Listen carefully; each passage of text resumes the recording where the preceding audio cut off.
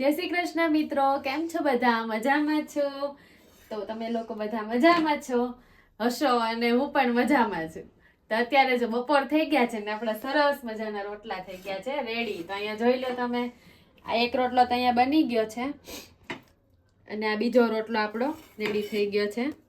તો હવે આપણે આમાં ઘી લગાવી દઈએ. આપણો રોટલો એકદમ સરસ રીતે જો ફૂલીને મસ્ત થયો છે.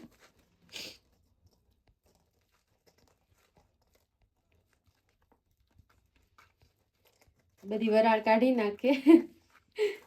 ગરમ ગરમ રોટલા ઉપર ઘી ચોપડીએ એટલે ઘી સરસ સરસ રીતે લાગી જાય. તો આપણે આપણા રોટલા ઉપર જો મસ્ત મસ્ત આ રીતે ઘી લગાવી દઈએ. તમને લોકોને આવા રોટલા ભાવે છે એની મને કોમેન્ટ કરજો.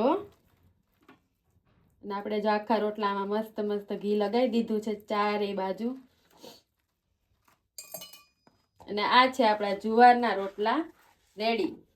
તો જુવારના રોટલા આપણા સરસ મજાના રેડી થઈ ગયા છે.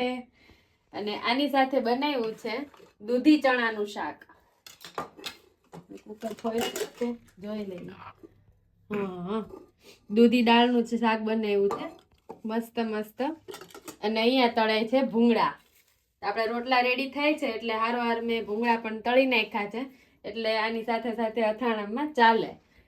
તમને લોકોને આ વાનગી ભાવે છે એની મને કોમેન્ટ કરજો.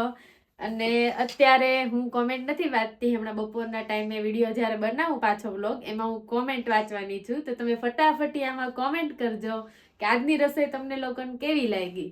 તો આપણે આવતા વ્લોગમાં ફરી મળશું. ત્યાં સુધી બાય બાય, ટેક કેર.